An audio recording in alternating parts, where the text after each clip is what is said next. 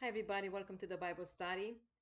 We are going to study the miracles of Jesus series, and I have Jesus restores a demons possessed man. It is a miracle of Jesus. It will take a miracle to save a person that is so tied in, I would say, is held by the dark side so deep.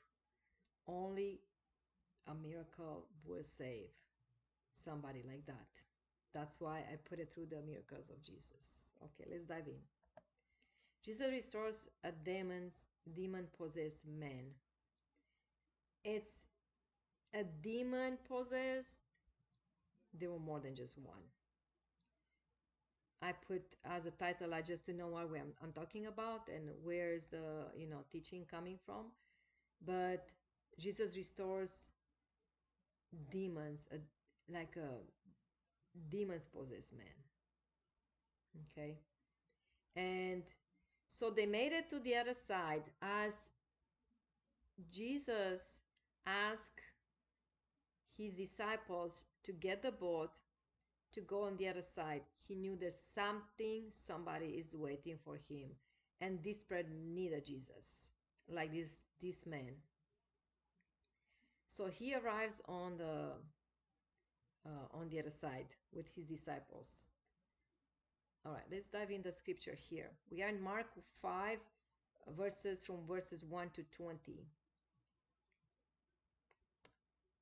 All right, let's go to the first one. They went across the lake to the region of Gerasenes. Gerasenes. And Gerasenes, it means build up. It means something like you don't expect that region to mean something good, like a fortress, fortune. It meant like this, the translation in Hebrew, it meant something very good. But the region did not look good, did not stand for its name. So he went, like you see the water there. So we are like from the Sea of Galilees, and he crosses on the dry land. Now immediately, like it says, verse 2, when Jesus got out of the boat, a man with an impure spirit came from the tombs to meet him. Now as soon as Jesus got out from the boat, and people will know that area, it's like it was like that. And we tried to see how this person was held so deep by the dark side. It was held so deep. Like, who will go in the tombs? Only people that they take people's needs to bury them, bury there. But this man was living in there. I mean, it was held so captives to the enemy that he could not even live in the decent house, live around people, act like a decent person. Something happened to him. We don't know the circumstances, how he ended up there. But one thing after another, it could be coming also from his forefathers, from his ancestors. But in his life, something happened that he ended up like that. And I've seen people that they lost a child, they lost a husband, or they lost somebody dear to them, like very, that they have lots of love for them, like family member, and they could not get themselves together anymore. And not just that, the enemy comes to steal when the person is in pain, in a spiritual pain, I would say, in a soul. The soul gets broken so deep. With this gentleman, only Jesus could restore him. In that time, only Jesus could restore him. He was such in deep, it says, in an impure spirit came from the tombs to meet him, like this man with an impure spirit. So,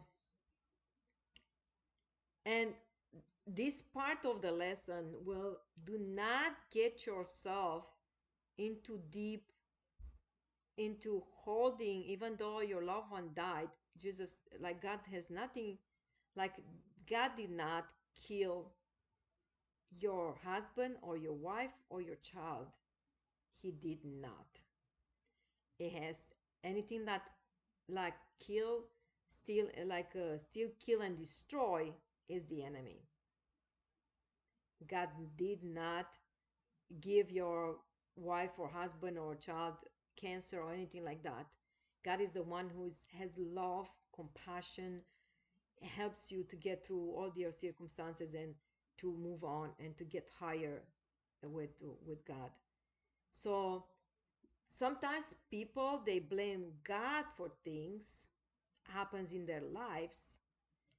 Those people, they they get pulled in those dungeons down deep. Maybe his spirit was held in those tombs there, his soul that was broken.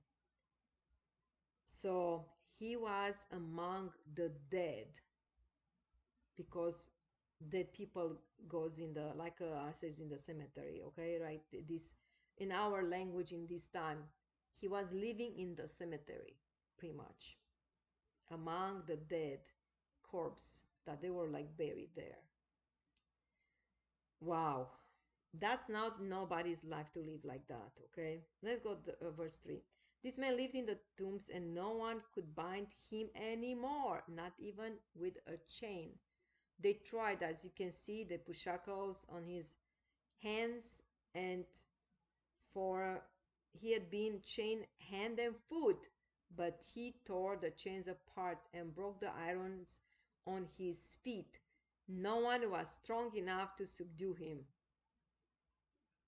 And what happens? Night and day among the tombs in the hills, he would cry out and cut himself with stones. It was the spirits that were inside him, they would cut him with stones. It was like it's guided by those demons inside him to cut. He would do the action, but the demons dictate what to do. And just to get like cutting yourself with stones, get infected, you lose your limbs, right? I'm talking to the nurse perspective. But yelling and screaming, I have seen and I heard. I work in psych hospitals, and I know how bad it is to have those demons inside, because they do yell and scream, and they when the words are coming from their mouth, they're incredible. Like you don't want to be around them, cursing words and all that. So another thing is like they were chained.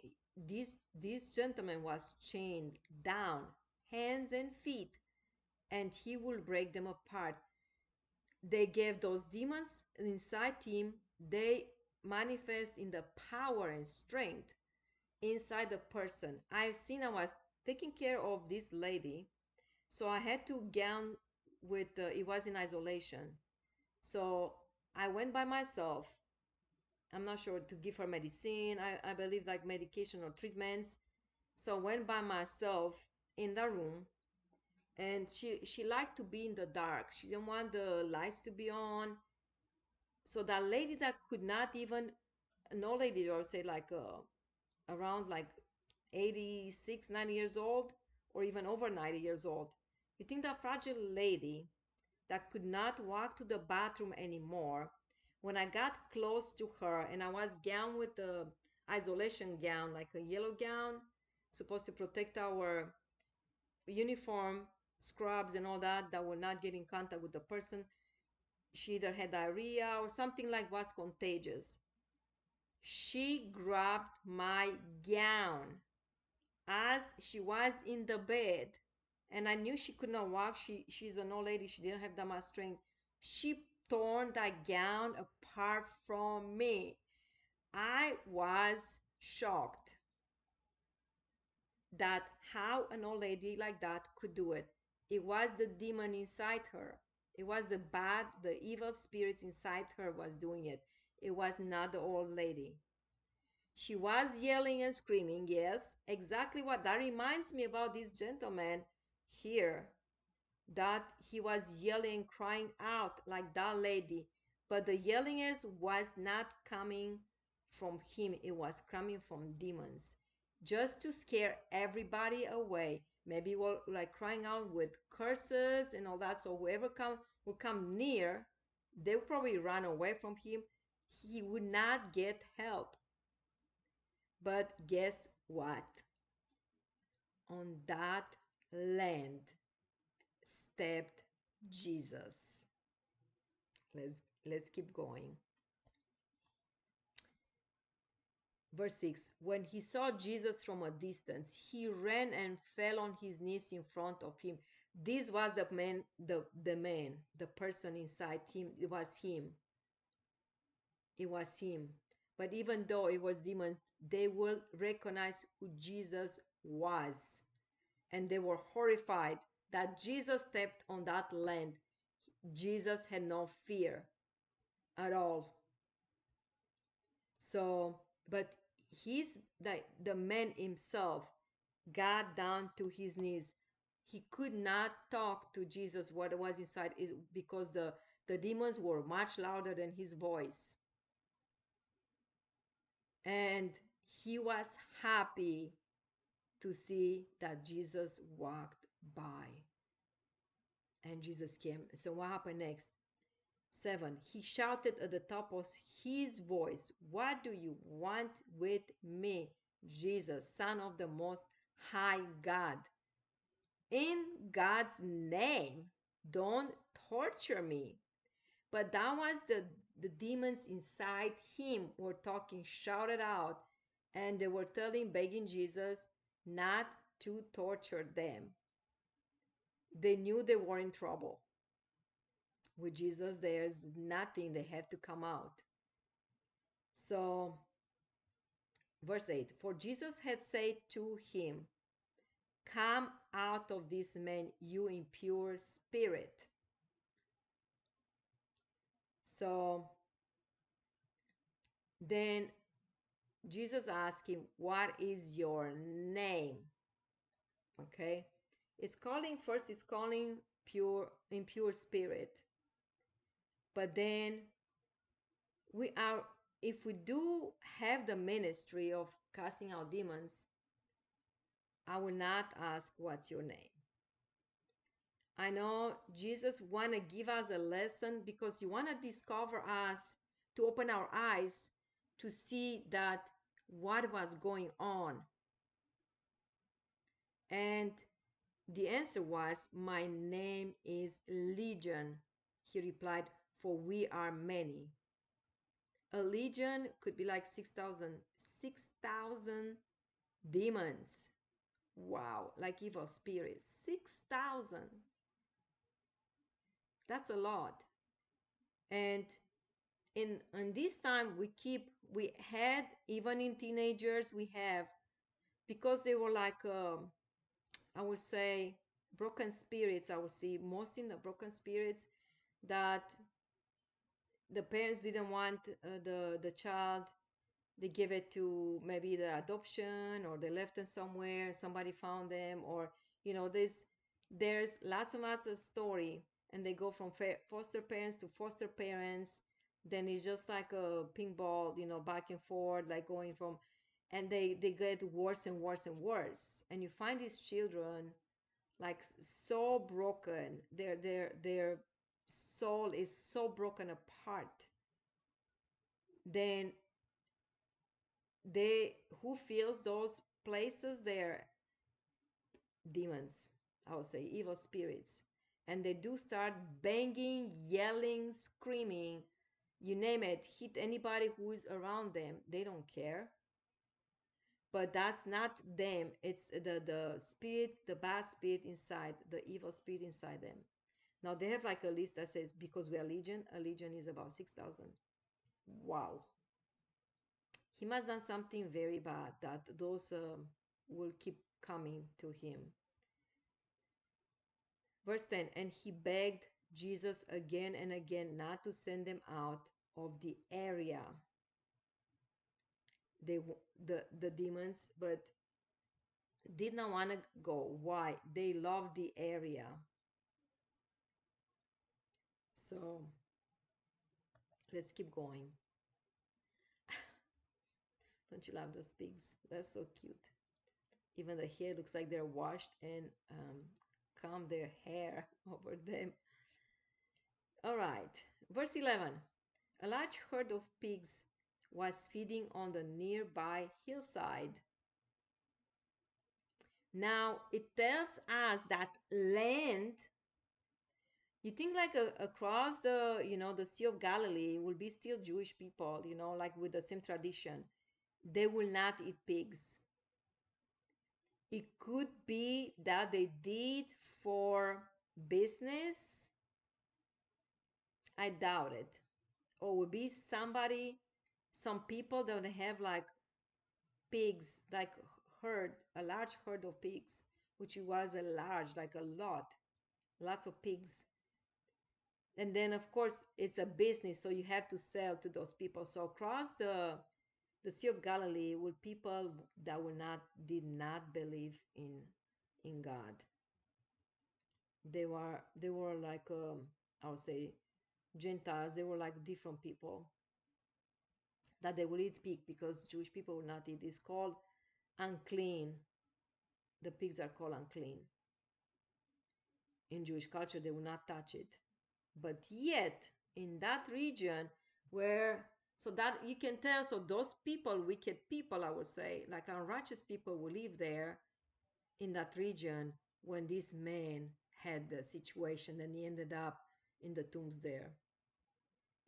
Verse 12, the demons begged Jesus, send us among the pigs, allow us to go into them. He gave them permission, and the impure spirits came out and went into the pigs. Imagine 6,000 went in that herd of large pigs. I mean, a large herd of pigs, sorry. And tells us the number. The herd, about 2,000 in number, rushed down the steep bank into the lake and were drowned. I got a revelation about this. When I was thinking about this passage, about those pigs, I always ask why the pigs, you know, of course the demons drove, like they got into them and tried to do more damage.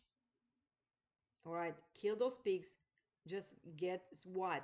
The business was gone. So many pigs, just say about that size, they sell them all. Like 2,000 is a big number. Even one pig, depends in which, I saying some countries it cost some money, like it's an animal, yeah. So that 2,000 pigs, that whole business was wiped off first. Then of course Jesus would not like those demons to go in people, so they went into the pigs, and then Jesus allowed that. But I so this was what the enemy, when it cannot come against people in other way, they make them lose their business completely. And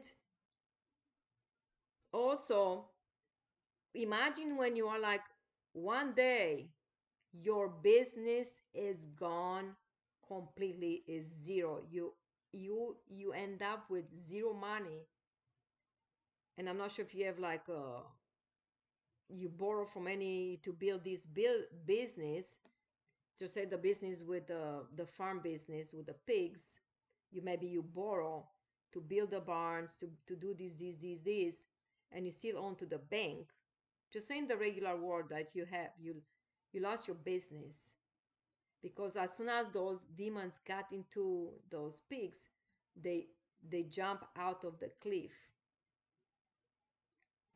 And so the enemy tried to do some damage, okay? So wipe that business completely. I'm not sure if there will be just on one owner or there will be more owners. For 2000 is a big number. So either like more businesses or it was just one business, okay? So it did damage, like monetary damage for sure. It was damage, a big damage for those people, okay? So just doing that. And secondly, as the person lost the business, they drown their sorrow, and I would say, you know, they weep after that, or they have like so much debts, or not being able to pay the debts, or that business wiped out, cannot pay for the house or for the rent, or for whenever it was that time, they could not support themselves from that business. And so monetary down, and then when people, they don't have money, they go in desperation, they go in depression, and the soul inside gets torn apart because of that, because they are grieving over the business. So the enemy came attacking in more ways than just one, okay? Just so that was like by revelation. When I was thinking about that, God revealed that the enemy try, when it gets into the person, like now we got into the pigs, does more damage than you can think of, in like many different areas. With just probably one thing, it does more damage in different areas. The soul they're coming for, and then those souls that whoever had the business were torn apart, I would say. So that was the damage done, okay, with those pigs. Now, always, God has always a solution. So, excuse me, always God has the solution. So 2000 pigs gone, so I say 14. Those tending the pigs ran off and reported this in the town and countryside, and the people went out to see what had happened. Like what happened? Like can't be like 2000 pigs just got out like just like that, wiped off. So so the owners, they have people attending those pigs, so they had to pay those. I say it's a chain reaction. It's like a domino. But the main thing was to torn their soul apart with this incident. Now, verse 15, when they came to Jesus, so people from like I know it shows in white, but people came from the city, from that town or city or village. They came, they saw the man who had been possessed by the legion of demons sitting there, dressed and in his right mind, because there were not demons on him anymore. Okay? Exactly what happened. Sometimes you think medication will help. I'm not saying not to take your medicine, but some things, these evil spirits, they create all this to turn apart your soul, that you be chained down, that nobody will stay around you. And you cannot medicate a demon. I found out. The lady I was telling that tore my gown apart, that was isolation gown. She, no matter what medication we gave her, she would not calm herself down. Was still yelling and screaming. Exactly, that reminds you of this gentleman. Those who had seen it told the people that what had happened to the demon possessed man, and told about the pigs as well. Then the people began to plead with Jesus to leave their region, because they were thinking like, he did more damage on us, he wiped all our businesses, and we don't want him around. That's what they saw, but they were already hurt. Imagine to have like a today you have a business and tomorrow it's zero, it's nothing, or maybe minus balance. You know, whoever you think it was the blame, you tell that person to go away. Okay. So so I can see their side, you know. And Jesus didn't oppose that. He understood, you know. Didn't come against the man. Then see the man was with his own mind. He was okay, he was saved. But then on the other side, they lost their businesses. So now they are suffering. Okay. Verse 18. As Jesus was getting into the boat, the man who had been demon possessed begged to go with him. Jesus did not let him, but say, "Go home to your own people and tell them how much the Lord has done for you and how we had mercy on you." Why? Because Jesus had to leave because people that they lost the businesses with pigs just told him to leave. They didn't want him there because they thought he's going to do more damage. But he left. He told the one who was healed, I would say, from the demon possessed. They told him to go back to his own people. Wow, why? Because he will share his testimony. People will know who he was. And oh, remember the gentleman that was in the tombs yelling and screaming, scratching? I show my legs, I show my hands. It's me. I scratch, you see? I scratch myself with rocks and stones. I scratch myself. I was the one who was yelling there. And guess what? Jesus came and healed me, got all these demons out of me. That's me. And then, do you want to receive, you know? And then it's how people they go like who Jesus is and all that, and they receive like they turn around to Jesus as well. Like, who is Jesus? Like, if you say, you know, this and this, you will be saved as well. So he was carrying that testimony. It's powerful. It's powerful. People will believe in Jesus that time, just him carrying that testimony in all those regions when where people will not believe in Jesus and neither in God, because I said they were eating pigs. I can tell. Verse 20. So the man went away and began to tell the Decapolis how much Jesus had done for him, and all the people were amazed.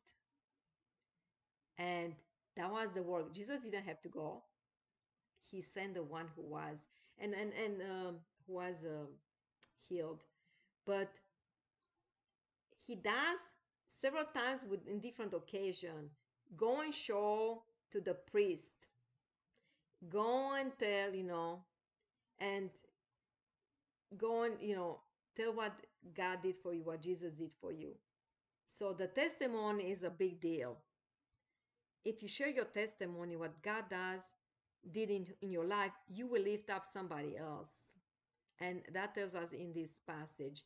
And so many people turned to Jesus that time through his testimony.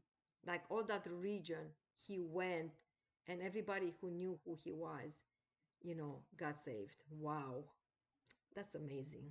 And I say all the people were amazed what he had to say. Wow, and what God did for him. And what God did for him could do for you as well. You got to believe it. It's always a way out. So I think that's it. Oh, and that's the end of it, guys. Wow. We we have power and authority. I was going to tell you this before we close down. We have power and authority over the demon. demons to cast them out. We do. I say faith. You gotta grow in faith. We have power. Like Jesus said, we have. And I give it to us as well. So, but also the testimony, what we have in how Jesus saved us and how Jesus healed us, or whenever is your testimony, don't forget to share it. Woo! So, I hope you enjoy it as much as I enjoy it. Till next time, I say goodbye. Goodbye now.